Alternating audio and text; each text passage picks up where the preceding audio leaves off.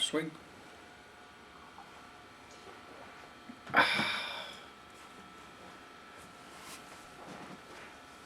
Hello, I'm Ron Brakke. I'm coming to you today from the high ice cube in the North Dakota, the land of the frozen ground. And I'm trying to bring to you some information that you may be able to use in the future to make things livelier and better for yourselves. I've been asked if I would do this video on the Administrative Procedures Act. Most people miss the most important way to obtain the information they need and to assert their rights. And it's terribly important, that you make full use of this most dangerous instrument known to man for yourself and to benefit yourself. And most everything in this country is based on two things. One, you operate as a matter of right, or two, you operate as a matter of privilege. All of those that operate as a matter of privilege, which is a lot lesser than those of rights, fall within the Administrative Procedures Act. The Administrative Procedures Act began back in the 30s under the Roosevelt administration, because government was not paying much attention to the requests of the citizens. And there wasn't anything there to compel them to. But anyway, the Administrative Procedures Act was created in 1933, amended in 40, and federally last amended, to my knowledge, in 1946. And it does exist on paper, and right here I can pull out of the 3-ring binder and demonstrate to you that it does exist. And this document finally activated on May 3rd of 1946 give you the power you need as a citizen to get a response from the government, whether they want to give you a response or not. As a matter of fact, whether they do respond to you or not, you have the ability to affect these government agencies. The reasons is to hold them up to the oath that they took, to uphold your Constitution. And if you don't declare your specific rights under those, or under statutes done under those, they're not yours. And so there isn't any reason in the world why you can't obtain the information you need. And people say, well, I wrote them, but they failed to respond. Well, you got to know how to write too. And so you need to structure your requests in such a way that if they fail to respond to you on these key issues that you need explained, that it shall be deemed their tacit admission. When they fail to respond. Thus you can come around the corner on a second administrative notice informing them that they have admitted to exactly what you have declared as being true and correct. And you can even attach copies of your administrative notice to your disclosure, to your affidavit. Now you ought to see all who's involved under this act. I mean, it ranges everything from the Department of Agriculture, the Attorney General, various other bureaus, even the military. And so, I can, but you can get them all out of the law yourself, but even the War Department is subject to your requests. So it covers the whole gamut. All of the various federal departments are subject to your requests, including all of the taxing authorities. And so you're it. You're the one in charge, and if you fail to assert your duty to protect yourself, to gain the information you need to succeed, look no further than the mirror as to who is the core of the problem. You don't have any choice but to do what is necessary to protect you. And it's the same way, on a lot of the things I was going to go through on this tape have to do with entitlements that you're entitled to. And I use the term entitlement, but these are government programs, the various agencies of government. That's so terribly important to protect you and yours. In this country, there are a lot of people that have been set up through contracts to lose equity in their homes, in their farms, in their businesses, because they're not in control of the economy. And there are those that will artificially run the economy up and down.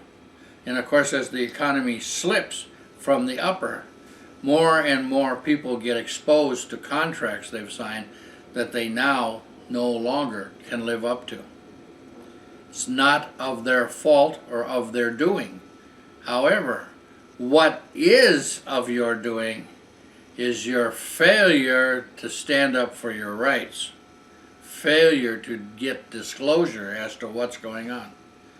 I have seen hundreds of people in foreclosure who have never even requested for an accounting. They have no idea of where their payments went, and what portion was put to this, what portion was put to that, and what portion was lawful. Yet they'll walk into courtroom or not walk in the courtroom, let it go into foreclosure by advertisement or other slick means. And in the process, the biggest business in America today flourishes, and that business being the theft of people's equity, which is your blood, sweat, and tears, your down payment, all your payments, and so on.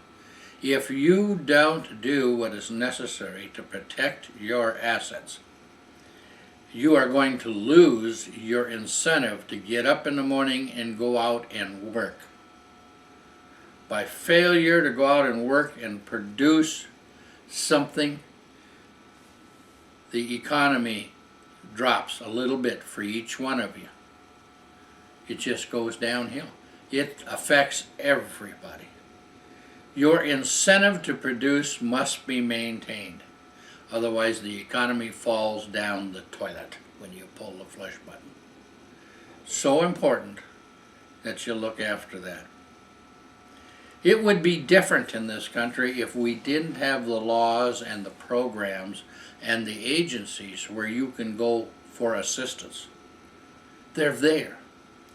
Don't assume government employees are knowledgeable of what they're supposed to do, are knowledgeable of the law. You can assume this, that they know where to go to work, that they're capable of turning on the light switch, and that they are capable of sitting down and warming a chair. It's your job to see to it they do something. And when you need their assistance, that's exactly where you need to go.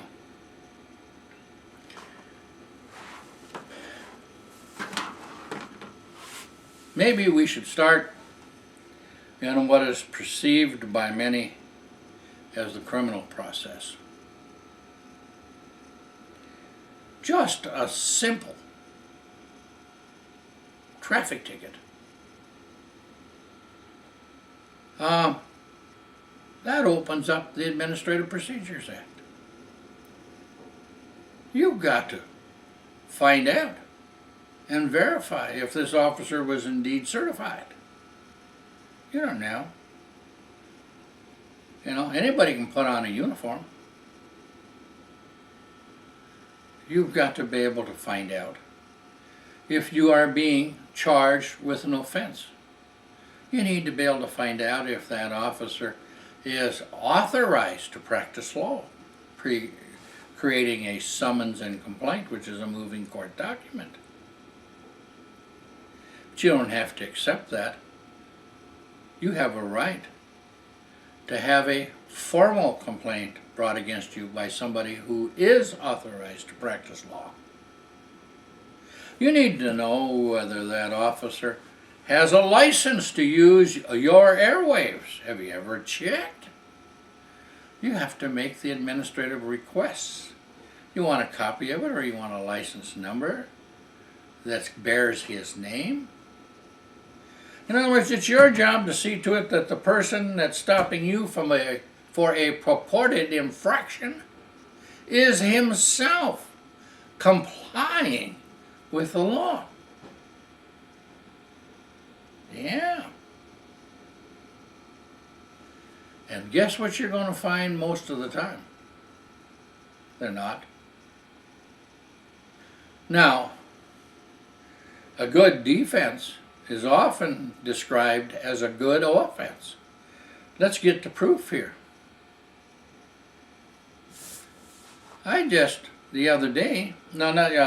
Yesterday, got a call.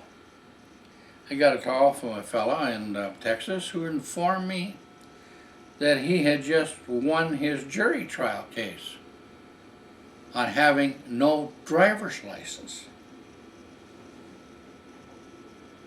And of course they called in the jury pool, and the prosecutor made certain statements to the jury pool, and of course this so-called defendant made certain. And one of the things that was so funny is there was lots of ways he could have killed the case till the point where he did. But what he did do is he asked all of the jurors that they were going to be selecting a jury from, how many of them had a driver's license? Raised their hand. Every one of them raised their hands. Then he said, all of those of you who do not have a driver's license, raise your hand. And there was 0 hands that went up. Now, when you got a driver's license issue, and you got a jury that the whole pool of jurors believes in something other than the Constitution, wherein the right of liberty under the Fifth Amendment is your right to go from point A to point B, with or without a license. There's a problem. You got a stacked deck, and it's now of record. So how in the world could they ever have a fair trial when he informed all of these jurors that he's going to be selecting from that he did not possess one? See, there would be no other questions of law raised because the judge would tell them what facts to decide on, and he had gone past all of the preliminaries on the law to get him to produce the law compelling. And so the prosecution went to the bench, and they summoned him to the bench, and the judge said the prosecution has decided not to move this case forward. Well, he said, that's fine, but he said, I want it in writing that this case is not going forward. A dismissal by whatever terms suits me just fine. it certainly suited him. And so there are so many innovative ways that when you take the mental capability of we the people and you apply it against government policies, there's no way they can adjust the policies good enough, clean enough, and forthright enough to beat you. You're it. Now, I'm not for you going out and violating any of the recommended rules of the road. As a matter of fact, I recommend quite the opposite of that. Do not violate those. But if you don't assert your rights, nobody else can. Administrative procedures are so important for those who have financial troubles. Here's a pamphlet put out by the one, the only, your government.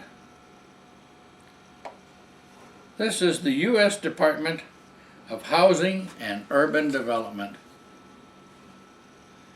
And these words are catchy. How to avoid foreclosure. Now, this is put out and printed.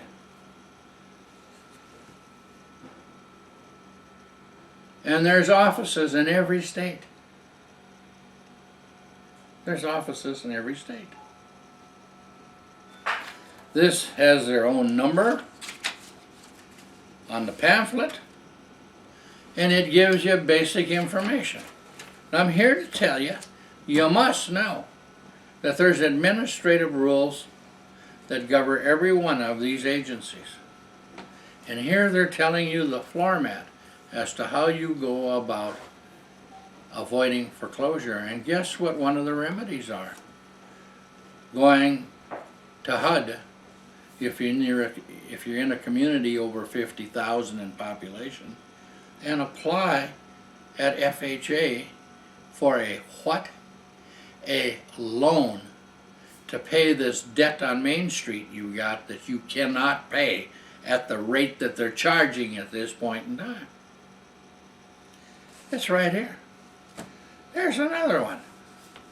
I'm going to tell you, ladies and gentlemen, I have gotten cardboard boxes of forms to pass out. And most of them are out and going. Here's a booklet on 100 questions. HUD. I mean, here's an agency that probably not a day goes by I don't get a call and somebody says, I went to this office and nobody that worked there seemed to know anything about what it was that I had told them. Well, that don't surprise me. It sure surprised them, because then it's a question of who do they believe. Do they believe them that are working in a government office or are supposed to be working in a government office? Or somebody, that looks like he's, not professional in nature, telling them, hey, there's a program there. Your job is to go there and get the application and to get the associate forms, because if you're going to rewrite debt, you not only pick up the application, which amounts to your name and address and all of your good Social Security numbers and also your financial statement, which is basically what you fill out when you do the app. No, that's terribly important if you're a homeowner and you're in trouble. You don't sit back, drink a cup of coffee, and forget about it. You start tending to it right away and up front, because you're going to need a bail out of that situation that you're in. Many of you have been paying on obligations and not even knowing who you're paying in fact. Where is the original note? If it's a lease, where is the original lease at? Who borrowed money in your name? If you want to use that term, borrowed money. Who did? And if you're paying the wrong person, You could have paid in full and still lose the assets you have. I can tell you that when it comes to finances, and under the rules that government can be compelled to operate under, that is the best and the most safest place you could be, is to have an agency official holding your promissory note and your government being the beneficiary of your mortgage or your, quote, deed of trust. It's terribly important, and this is all under the administrative procedures. And once you zero in as to what the office of this particular agency, whether it be the Farmers Home Administration under the Farm Service Agency, which is the Department of Agriculture, which fits everybody who's living in a community under 50,000 population, whether it be HUD if you're in the larger cities, whether it be the Small Business Administration, whether it be the Veterans Administration. And there are other state and local programs that you can participate with to obtain some assistance to cover a problem. You need to apply. And of course it starts with getting the forms. And you know what happens to most people that go to get the forms the first time? They get talked out of getting the forms. Now if you're a bureaucrat that's accustomed to just walking in, turning on the light switch, and sitting down and warming the chair, their first assignment that they feel exists is not for people to carry in paperwork for them to have to do something. And it's your employee. So you have to give the instructions. You got to see to it they do the follow through. And administratively, you need to apply if you're in trouble. Not only that, they're obligated to give you all your rights under that application. They're obligated to give you even your rights of appeal if they administratively turn you down. Sometimes you get turned down on something you can make the corrections and the adjustments for to comply. Because they can't go beyond what you have put down and your signature with a date on it. You're it. And so if there's something incorrect there, change it. Not everybody is privy to everything, but don't fill out any applications where you're covering a scam. Why do you want a government agent be holding your note? Because the federal government does not have a foreclosure statute. However, they do have administrative process and procedures where if you fell and tripped into a cave down the road where the economy will then once again abandon you, or illness or something else unforeseen came in where you would fall behind on your restructured loan to terms and conditions you could live with, are now no longer being able to be lived with, you can administratively apply for a write-down of principal and interest down to cash flow. The other organizations all have state statutes on foreclosure, and I'm here to tell you right now, do not participate in any guaranteed loans or subordinated loans. No guaranteed loans or subordinated loans. You don't want them, because you're still in the same situation where the banks or other so-called lending institutions out there have already structured it to take from you. Now, we haven't got enough time to go over all of the innovative ways that people have been able to save themselves, restructure themselves. But in the government programs, you can take it all the way down to 1% interest if that's what your numbers show has to be for you to be able to make a payment on time. So every one of these obligations you're involved in, there's an ability to rewrite. In the case of credit card, for gosh sakes, don't put good assets behind a credit card debt. That's M2 of the money supply, not M1. It's in a whole different class. And if the card gets tore up or burned or whatever, so be it. But take care of the secured debt, the secured agreements. Sometimes you can use the good old Administrative Procedures Act to get even credit card debt written down. Remember, you're not in charge of the economy. All of us together producing out here is what builds the economy up. But every once in a while, there's a 5-cup milking machine comes along, sucks it down, overburdens it, and then we start to not have the cash flow necessary to keep current. That's so important. If for nothing else, you go to these offices, try to get their materials. I mean, here's a book. I ended up with 2 cases of these to put out. 100 questions and answers. So that you'll know that what I'm telling you here is not bullshit. You need to know. I participated in one of these programs. United States Department of Agriculture. Yes, this is their envelope. And guess what's in it? All these non-existent forms. This one is a real cute one. Uniform Residential Loan Application. Says so. Right on it. Everyone in this country is entitled to a home. Guess what you got to do to obtain one? If you can't run down the street to the local banker and accomplish it that way, you can go to the government agency to get it. Why? Why would you want to apply?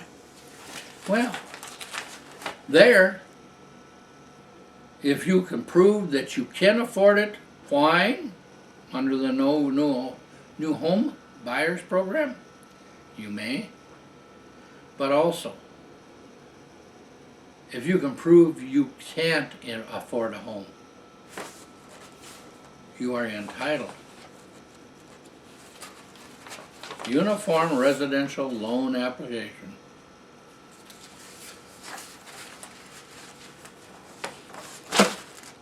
You're entitled to a home. If you can prove you can afford one, great. If you can prove you can't afford one, great. I didn't make a mistake there. There is a home entitlement program in this country. If you want a home, new or used, that's up to you. But you got to apply. And it starts with getting the forms. Now, there's a problem with the forms that I want you to know right now. The forms are somewhat different in every state, even though it's a federal program.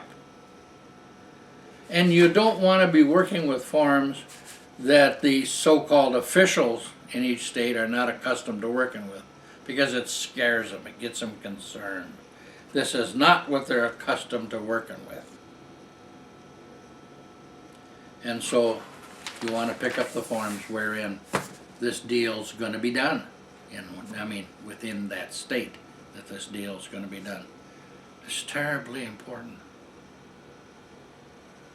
Why? Because everyone has to have that basic desire to go out and work, to bust their buns, to produce, to generate money to keep going. And there's no greater incentive than having a home or a business or a farm that you gotta keep going.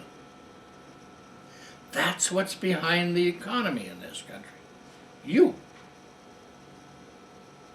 And it just isn't going to be handed to you on a silver platter. You've got to apply and do the follow-through. So get the brochures. This is an educational process for you. Once you've been through it, you know it really exists. And actually, you have graduated from that grade, just like graduating from a grade in school, from the 4th to the 5th, the 6th to the 7th, and so on. What I'd like to see, though, is once you do learn, you make yourself available to explain what I'm explaining to you to others. Because people that generally get all of this done, honest to God, don't want to get in front of a camera and talk about it. It's true. They just want to, yeah, it got done. But they had to jump several hoops, to get there. And they don't want to do anything that would put the spotlight on them.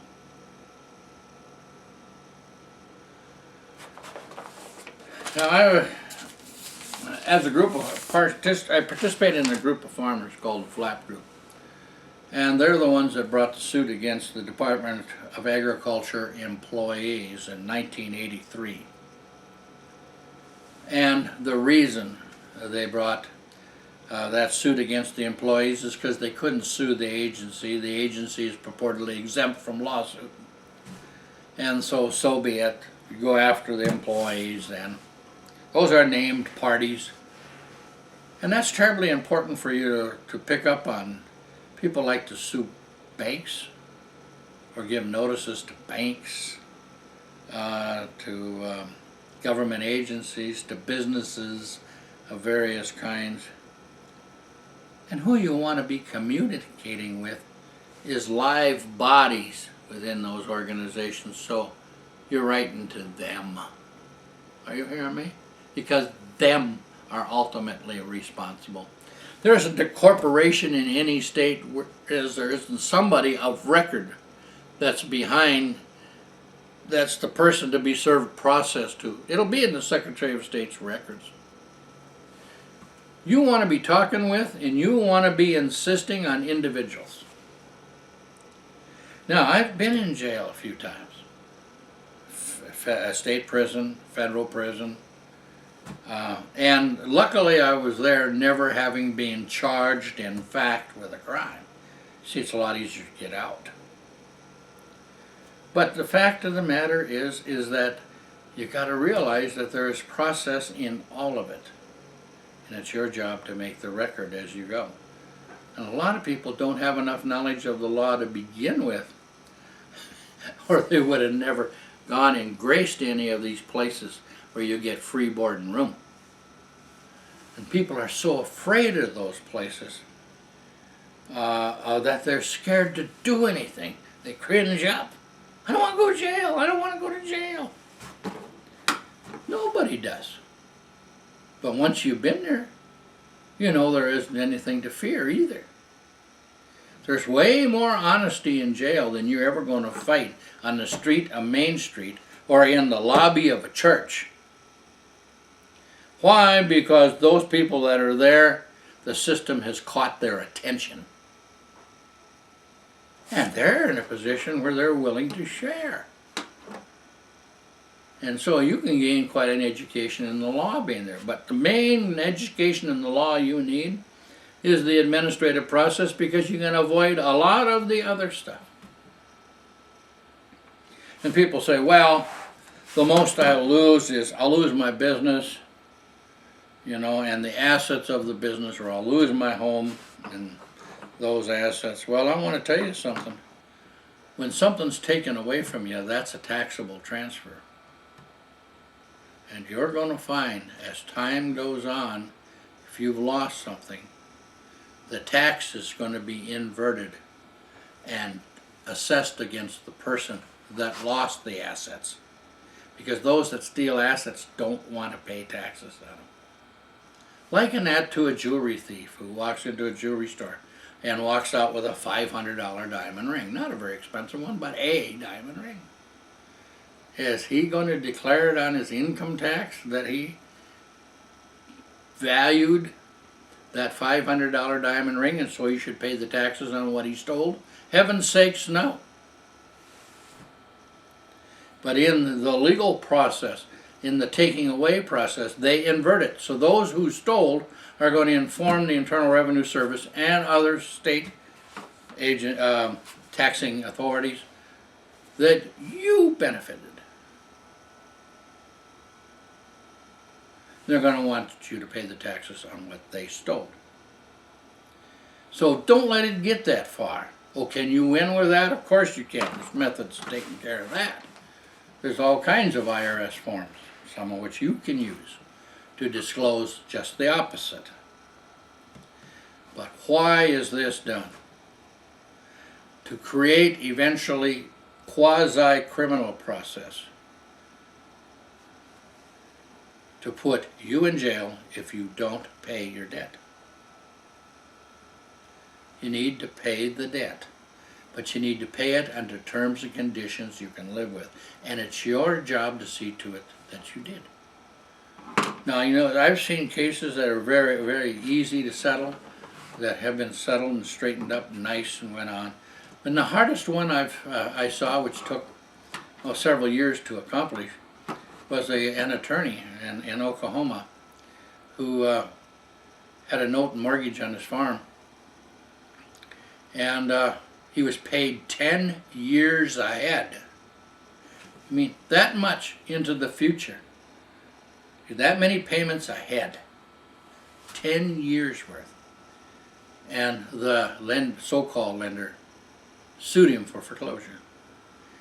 Every one of these notes, ladies and gentlemen, you sign are 30-day notes. Oh, no, not mine. Mine's a 30-year contract. Well, oh yeah?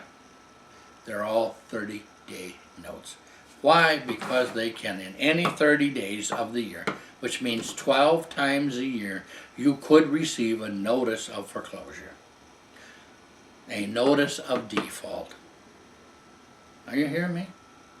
So they're all 30 days. So those holding them, most people that are going to view this tape don't even know who's holding their note. Maybe you think you ought to be taking a look at that, see where it is. Because what if you're paying somebody that's not paying the person holding the note? Guess what happens after you're all paid up? You lose the place. You lose the property. That happens every day. The point I'm getting to on this is that if you've got enough debt out there to cover up the theft of what they're going to take from you, they've got to falsify a criminal charge against you and put you away. In other words, they got to say, he's bad, he did it. The only way they can cover up that kind of taxable transfer is by declaring you a criminal and seeing to it that the paperwork exists that you're the bad one, you got to go away. So people think they can just walk away from property, but it ain't that easy is what I'm telling you.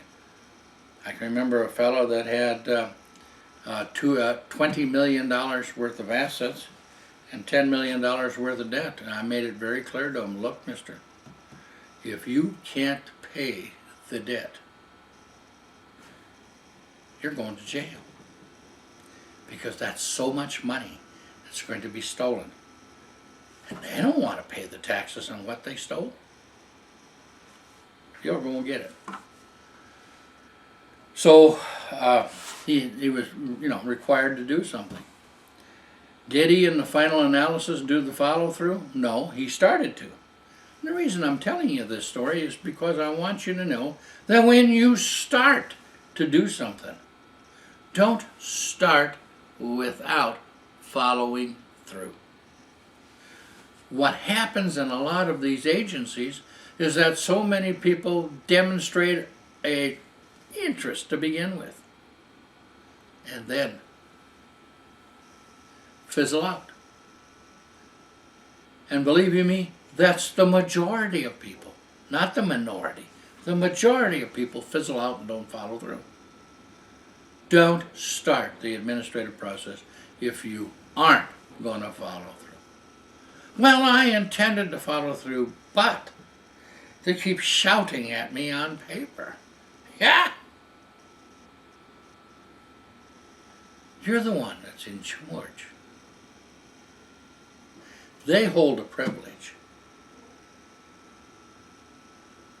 We have, currently in jail in this country, numerous, what I call, leaders in the so-called patriot movement. Good, clean, hard-working leaders who very knowledgeable in the law, Extremely knowledgeable. Well, the system gets a little scared of them being, knowing the law that well, because very few people in the system, government agencies, whether it be IRS or state taxing authorities, know that much. And so they try to create a scenario whereby they can get them off the streets. Knowledge in this country is not deemed fruitful to the government because you have the ability to keep them in line. But there's nothing wrong with doing the stuff honestly. But where these folks have, and I've done basic small study on it, is where they're making the mistakes is they're not using the administrative process along the way to go after those persons who are practicing law, trying to lock them up, and in that practice of law, committing perjury of their own oath when they became a lawyer. Everyone, whether you're part of the litigation or not, have a right to commence administrative process against the lawyer with the Bar Association. Because all lawyers obtain the privilege to practice within the states and with the Supreme Court of the state. And in the final analysis, when their practice is removed from them, it'll be by the Supreme Court of the state going, "You're done, Jack." But you have to start the administrative process. Disciplinary complaint. Actually, when you look into the disciplinary complaint, it's terribly interesting because the basis of it are found mostly in the book that contains the civil and criminal process within your respective state. Can I get someone to bring me the North Dakota Rules of Court book, please? And I want to show you within there that not only the rules on attorney professional responsibility are in there, but also the rules on judicial conduct are in there. But as a person, you have every right to apply, to obtain investigation. I'm reaching for the book here.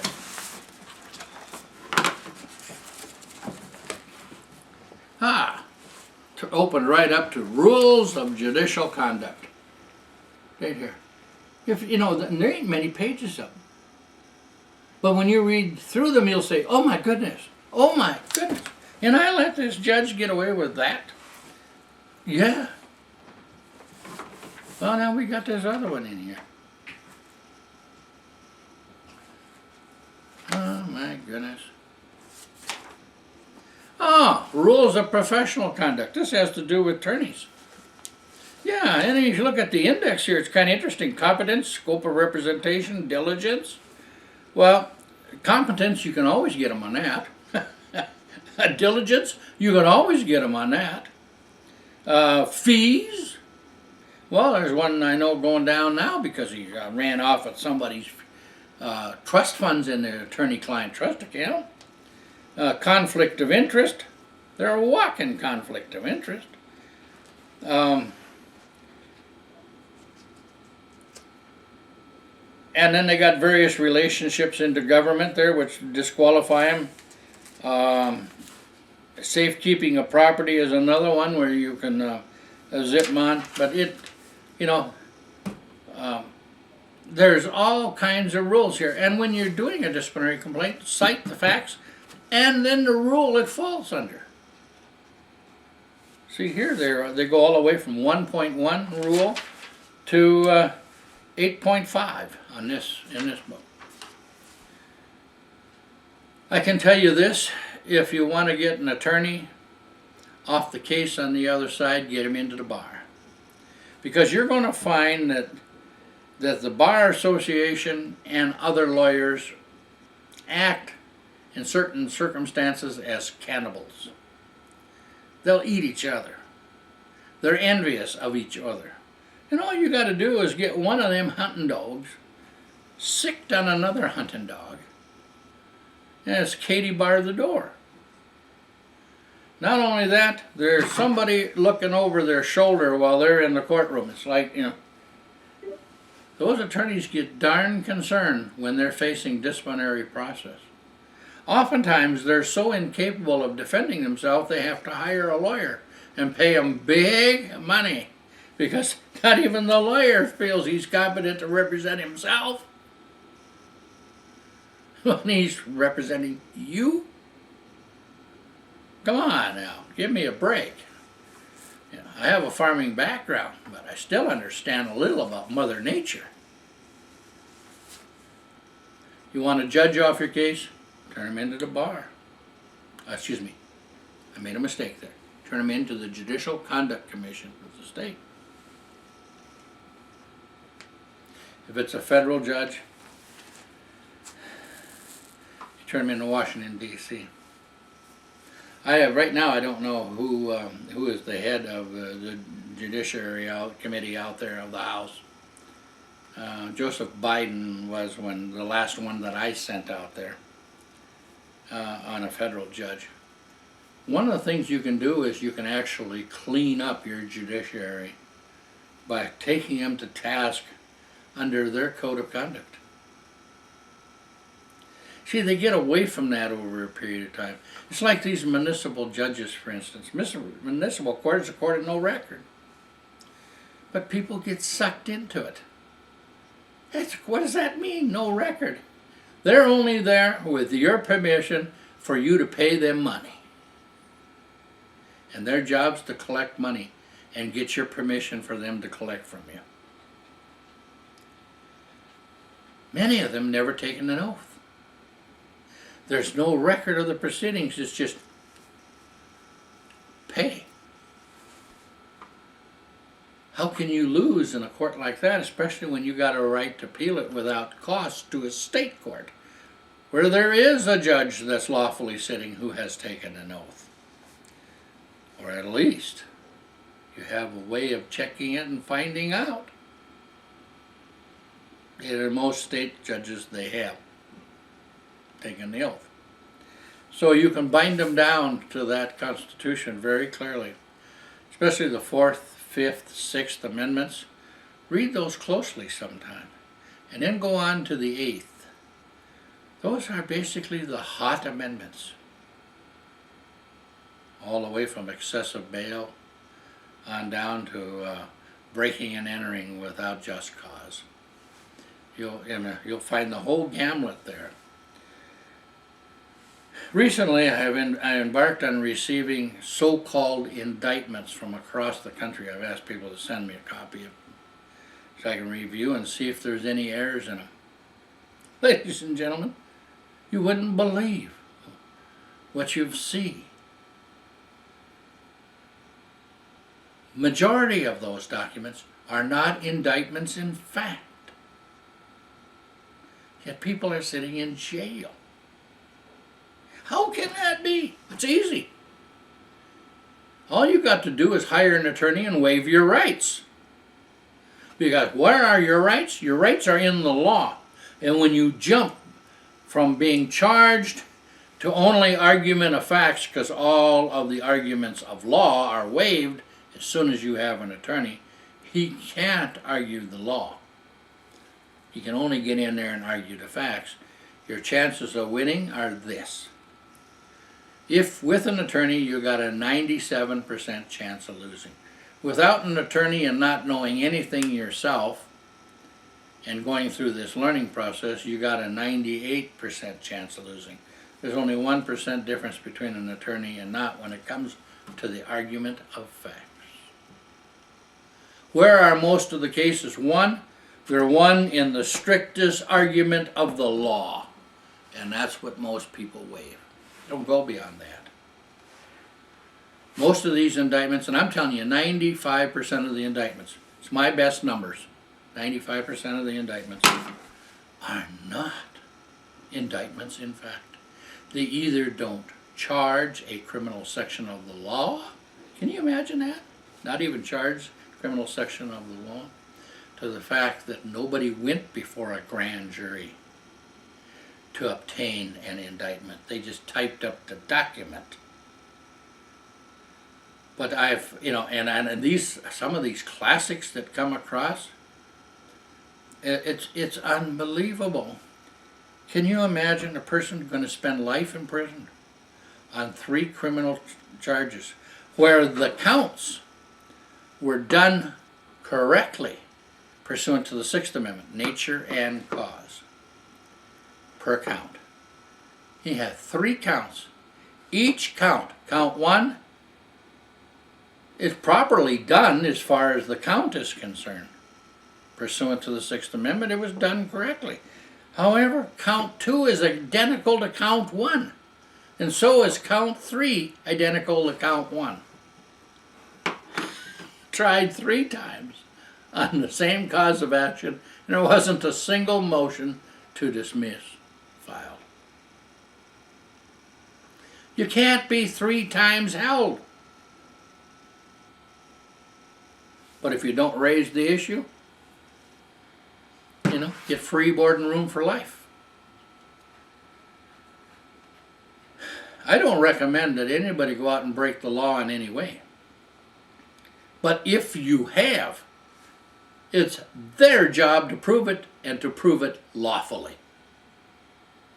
And you can use the Administrative Procedures Act to call into question their lawful behavior. Why? Because you can question their ethics and the way in which they're doing things, and ask for them to be investigated at the Bar Association, to be removed of their privilege to practice law.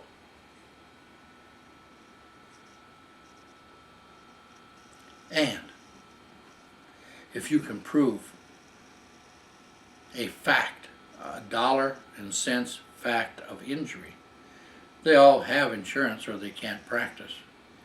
You got to find out who the insurance company is, because administratively you got to notify the insurance company of the liability. Because you're going to find none of these attorneys have anything in their name, no assets or anything. But I'm going back now to these most knowledgeable people in the Patriot movement sitting in jail. Not one of them went after the U.S. attorneys that were bringing the false charges. Committing fraud, perjury of oath, misuse of taxpayer trust funds. The most simplest process of all they didn't do. Why would you do that kind of process? So any of those people that are going to take you on, when they know you know the law and are following the law, but they're still going to take you on, they end up going to lose their privilege if you go after them. And if you don't have a history of going after them, I'm going to tell you, you're going to be hard-pressed to find liberty in this country. We have to build up the respect you deserve. And that's not by just sitting down at a table and drinking coffee.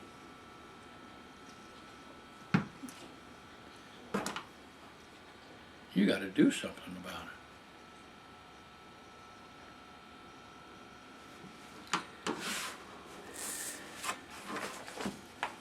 Going to fight organized crime? Get Rules Court Book. Remember now, this is North Dakota ones, and they're very similar to the federal rules of civil and criminal procedure. North Dakota, little differences, but doesn't amount to much more than a hoot and a holler. But in here you'll have some of the administrative problems. Well, I get a call every now and then. Well, I fired my attorney. Oh, did you appoint your attorney? No.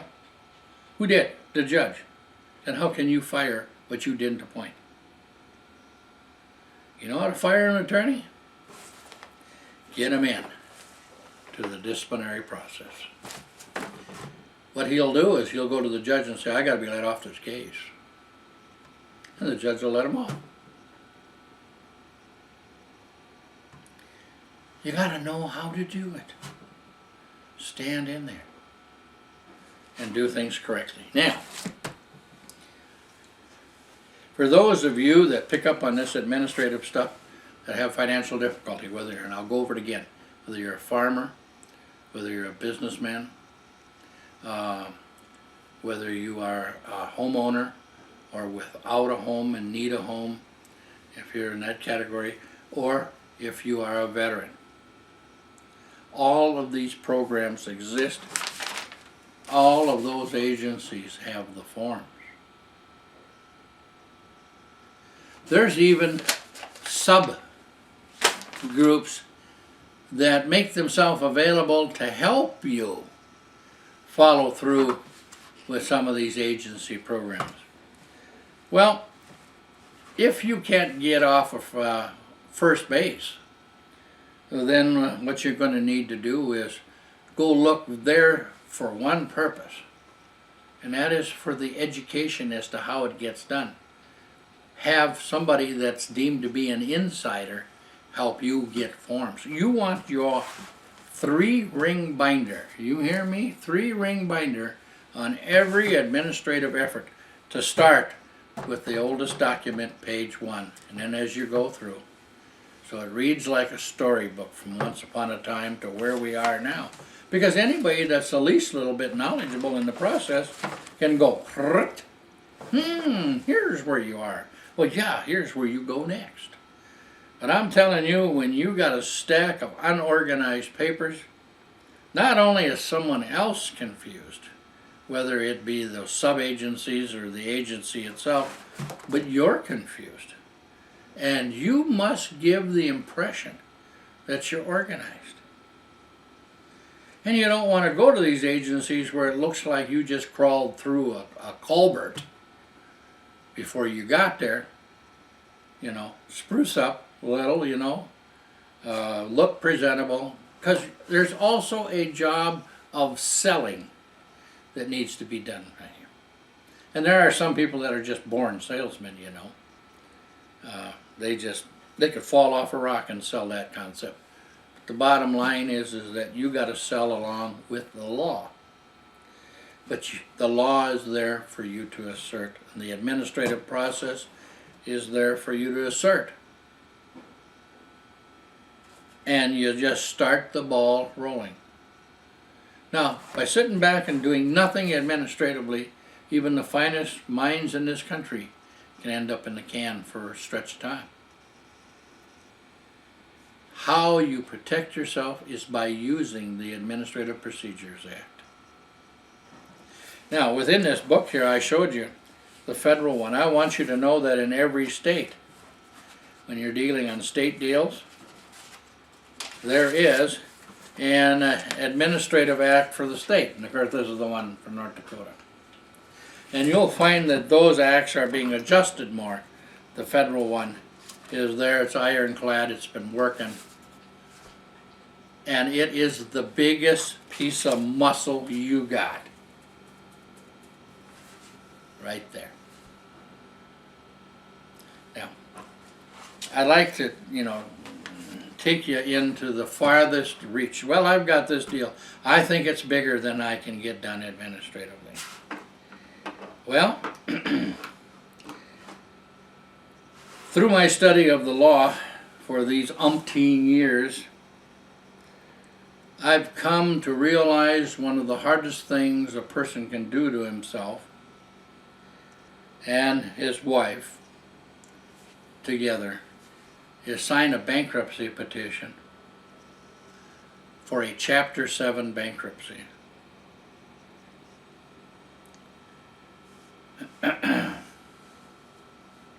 Because upon filing that petition with your signature on it, it's a voluntary transfer of all right, title, and interest of everything now owned and hereafter acquired for as long as you live. And that transfer will go to a U.S., and I quote, U.S. trustee. Well, I'll tell you, I have never found a U.S. trustee that can be trusted. Never. What's their job? Their job is to separate all of those that provided goods and services to you, so that they end up getting nothing, and the so-called secured creditors that provided nothing end up getting everything.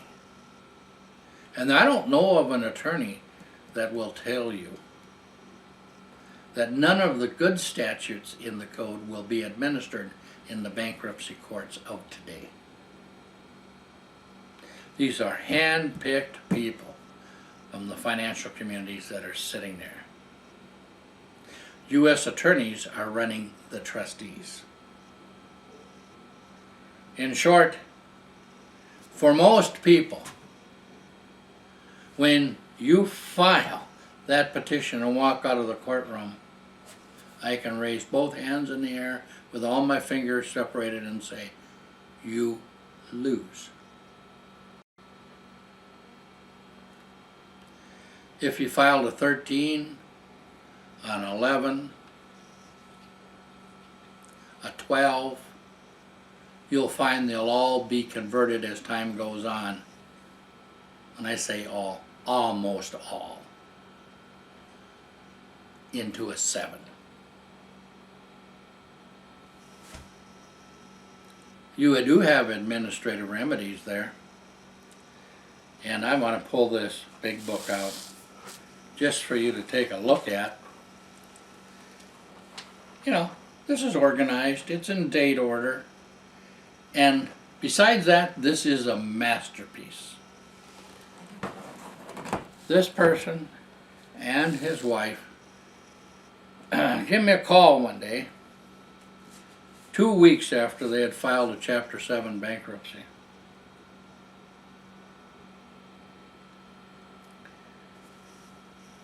The only potential remedy, you know, after you've cut yourself off, in other words, your head from your body, in a clean, sweep cut of a sharp knife, is got to have good glue. You're going to get that all back together and functioning without leaking.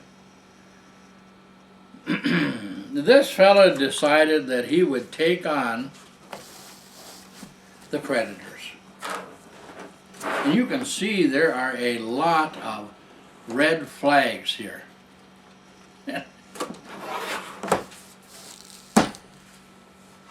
So those creditors had to be taken to task. And you never want a creditor to ever be allowed to say anything in any bankruptcy proceeding without what? Having filed a proof of claim, which is sworn to, signed by them, and sworn to under penalties of perjury. This fellow, he went through this whole process using the Administrative Procedures Act. And in that process, not only did he catch every creditor falsifying a claim, but also he caught the U.S. attorney. I shouldn't say that, the U.S. trustee. And he decided, once he had developed his proof by the use of the Administrative Procedures Act, because I'm telling you, the U.S. trustee would not respond to him at any time, so he got all of the U.S. trustees' tacit admissions. And then he did his own affidavit with these notices that he had sent them, administrative notices that he had sent them, and also the declaring of the admission. You see, if you're going on somebody to sheep him up, you do the administrative process first. And you can count most of the time on them failing to respond because you're hitting key issues. When they don't respond, you have an obligation to give them a second chance to respond. Knowing full well if they didn't respond in the first place, they're certainly not going to respond now. And they got to be noticed that, hey, they didn't respond, so now this, that, and the other are now deemed to be your tacit admission. Now, if this is not so, this is your opportunity to correct the record.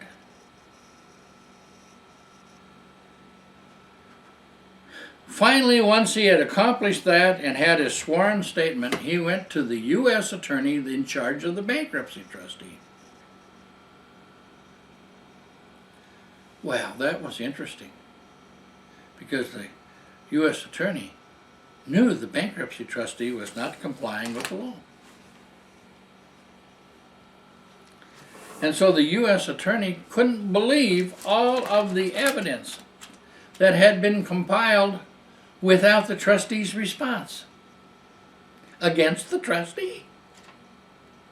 And informed this friend of mine that indeed she would take care of this trustee's problem, and that all he needed to worry about was tripping going to the mailbox to get his release from bankruptcy.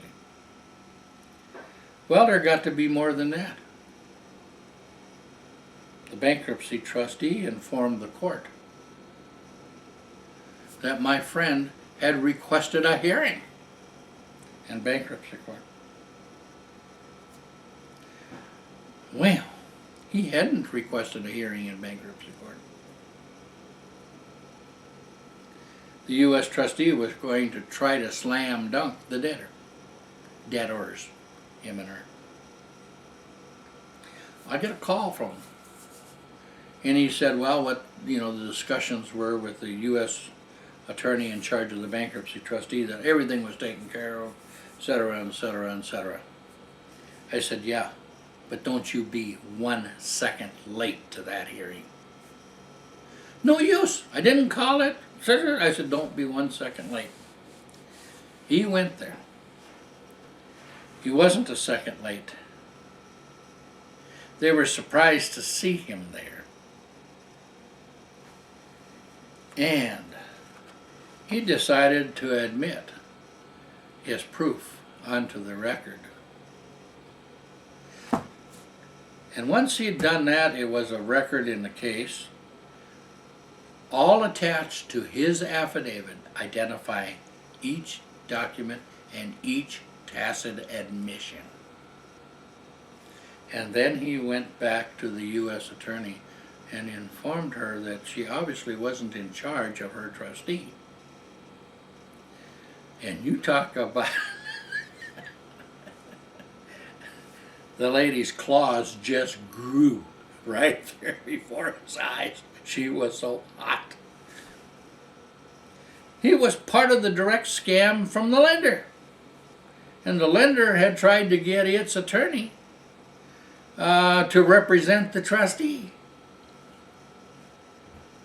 I mean, when you start playing, in a swill, you're going to find all who's got mud on them. My friend, by use of the Administrative Procedures Act, you got rid of every single debt. Why? Because the creditors didn't dare show up. Why? Because they had all been caught lying, even to the point of modifying judgments after the fact. And my friend had even gotten the judge to certify that somebody tampered with her decision. A judge, state judge. Got the state of Texas to admit that titles had been unlawfully transferred, and they corrected all of the state record. He never lost one nut and bolt, and he got rid of every penny of debt owed, or allegedly owed, because of fraud and misrepresentation on the part of the alleged creditor. Your job to prove it. Now I'm telling you, this is a masterpiece. Yeah. Things that work. Oh, does it require you to be ornery? Yeah. Once upon a time, I used to think that, because I worked in a community where there was Norwegians and Germans and so forth, and I considered them all ornery folks. But I'm here to tell you, regardless of your national origin, regardless of your religion, this cheek-turning deal doesn't work for you. The administrative process does and by working it you become extremely knowledgeable. And after you have accomplished a success of this magnitude, there's nobody that'll even stop you on a parking ticket or a traffic violation. They don't want nothing to do with you. That doesn't mean you should exceed the limits. No. Good brains say, hey, I won fairly, I won pursuant to the law. Fine. Don't go out and create any more bad deals by failing to comply with the law. It's awfully important.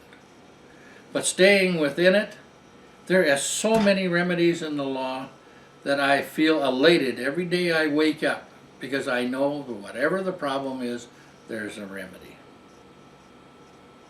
And the remedy is in the system itself, and you activating it, and you using it on a timely basis. Now try to encapsulate here. If you're a farmer in trouble, get to the Department of Agriculture. Even if you're already there, get there. Get the applications or get the administrative process from them so that you can apply for a write-down of principal and interest. Or then you're going to need to apply. Why? What do you got to prove when you go there? You got debt on Main Street you cannot pay. That's why. All you got to do is prove that, and everybody knows they got debts they can't pay. They already know. Why? Because that qualifies you for the what I term entitlement. All right. Also, if you need operating capital, same thing. Get there. Yeah, and they'll have a crop mortgage on the crop you're going to produce. So be it. Do not include any banks in the deal, or you're going to get caught between two lenders, and they're going to run an emasculator on you. Because what the government can't do, they can get the corrupt state financial institution to do for them and stay within the law on their part. And of course the bank will stay within the laws they had created in these states, which are foreclosure statutes. You don't want that. Stay away from that. Now, if you're a businessman and you've got some leased equipment, or you've got things that where you can't quite make the payments now because business has slowed down some, you get into SBA and you don't do anything other than direct loans there. Get the forms there. I'm going to tell you what all of those officers are missing right now. They're missing qualified people to fill out, help you fill out the forms. So you don't have any choice but to take your basic common sense on those forms and fill them out to the best of your ability. And I'll tell you again, no scams should apply. Hear me? No scams should apply. Because you're signing all this stuff under penalties of perjury.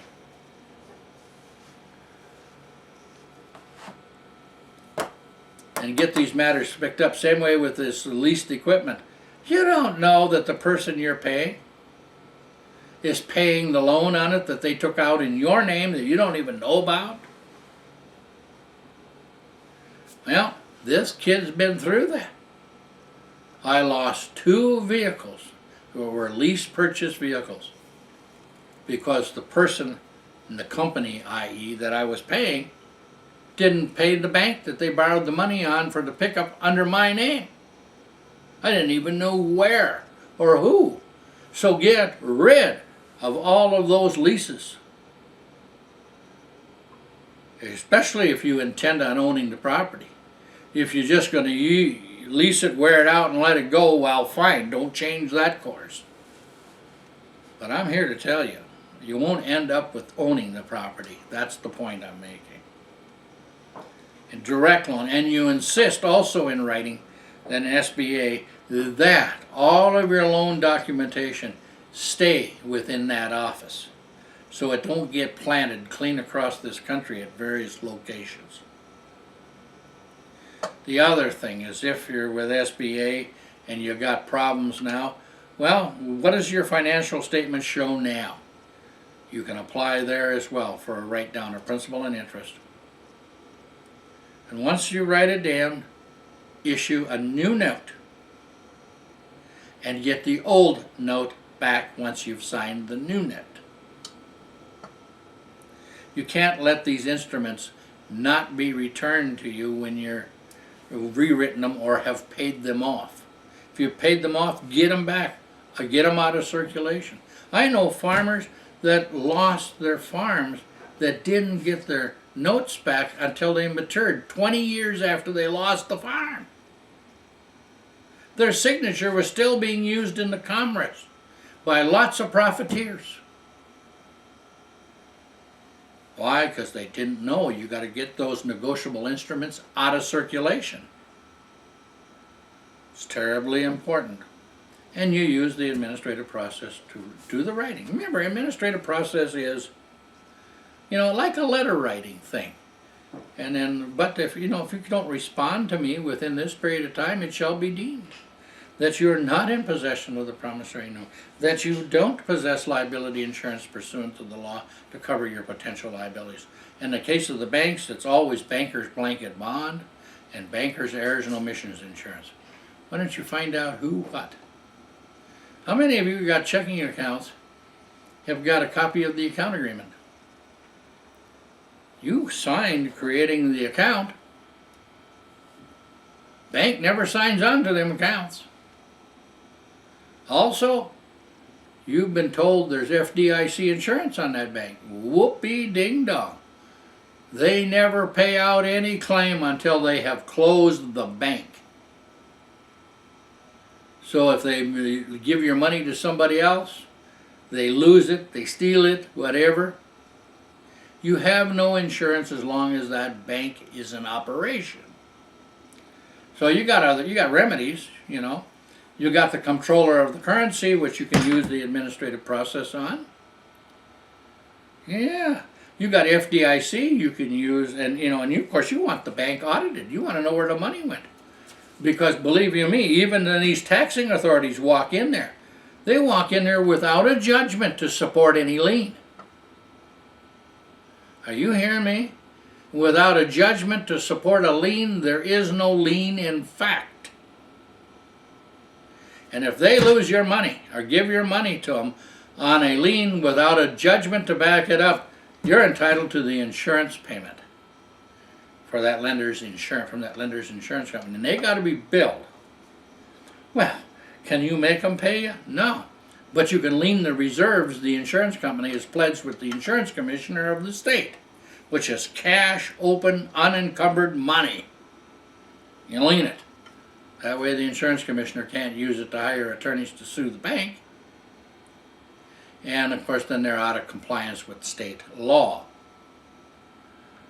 And so the insurance commissioner doesn't want those reserves lien, and he'll go after the so-called insurance company to pay the claim or cease doing business in the state. Now, administratively, you got so much power. You're it. But you got to continue to do the follow-through. Can you imagine this? I just, on the way to Texas at a seminar, I did a seminar in criminal process, at least to the best of my ability. And I stopped by to see this gentleman to see how he's doing. Just fine. I love it. I enjoy to go out to a restaurant and eat with success sitting right alongside of me. I get a big thrill out of that. So I know the work that went into this. Yeah, and it represents blood, sweat, and tears. But he was able to hang on to everything he needed to be successful. The time's going to come in each of our lives when that's got to be done. And I want to tell you in all honesty, had I known then what I know now, I wouldn't have been hurt so bad by the government entering the picture and denying, in other words, refusing to write me checks on government programs that I had signed, that they had agreed to, they had accepted, and didn't bother to pay. You can take any farm, and I'll tell you, it's awful hard because you can't raise a militia large enough to go in and get the government to write a check on a contract that's made. Look at the Native Americans. I have read treaty after treaty. And you know what? Not one of those treaties were lived up to. Not those payments were not made pursuant to the deal. And as a farmer, I now know what it feels like to be a Native American. I was born Native American. But I now understand what was done to them, what's been done to the farmers, what's been done to the businessmen, to the homeowners. We're all in the Titanic. And if we ain't going to muckle down and try to jam up so that the ship stops taking on water, we're going to find ourselves swimming in cold water. There are so many administrative remedies that even it follows all the way through and into the Social Security program, the Medicare, Medicaid, Part Ds. I mean, there is no end to the administrative process that you can use to benefit yourself. There's even minimums that people don't know about. This is even important if you retired in a different address than you are now, based on some of the benefits there. You would marvel at what really is, not what you perceive is. And so it's just getting in and getting knowledgeable of it is what's so important. Anyway, I brought this case along to show that even in the very worst scenario, you can prevail, and big time.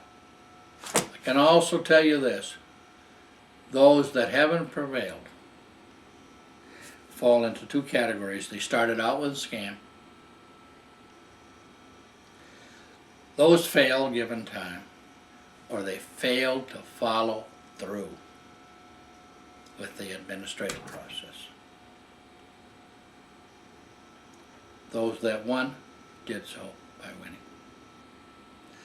And, I mean, this may sound strange to those that's been fighting organized crime, but I even know some families that are very religious individuals that have done the follow through all the way through and preserved their heritage.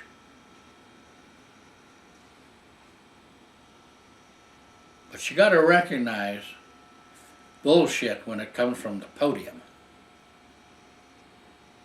from what real life is.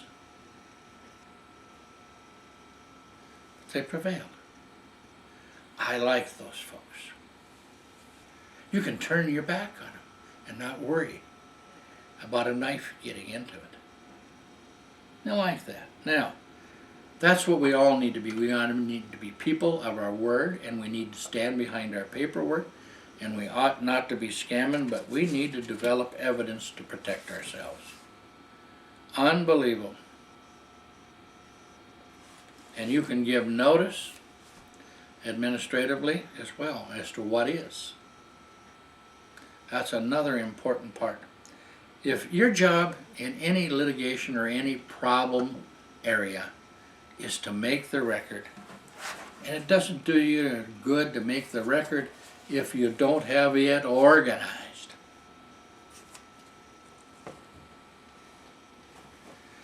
The other day I got some calls on the phone from a family, and they had just spent 2 weeks organizing their documents.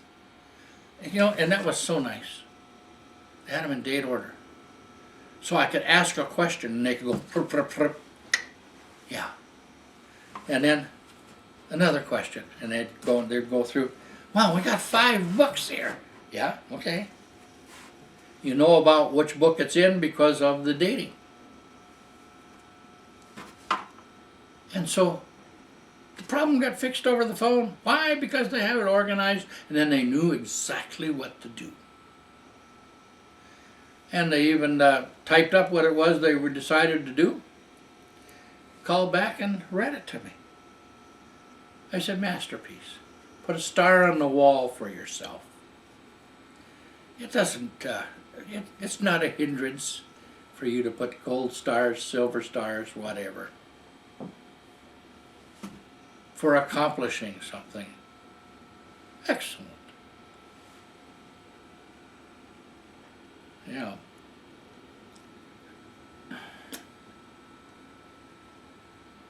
My friends are mostly people who stand up and assert rights, don't run out and break the law. They mostly stand up and assert their rights. But if you made the mistake of breaking the law, remember this. It's not your job to prove it, it's their job to prove it, and it's your job to see to it they follow the law, improving it against you. That's the system the way it really is. And this cheating is by the system, it's getting to be so vast in percentages that it's almost what I'd have to say a breakdown of due process in this country. But it's mostly operating off of the people's lack of knowledge. Those of you listening to this, if any of you have any say in the education or educational process of your children, for gosh sakes, teach them the law. Because you can't have much respect for the law if you don't know it. Teach them the law. And then teach them the debt capital system. Yeah. That's kind of important, you know. A debt capital system. Core of the debt capital system.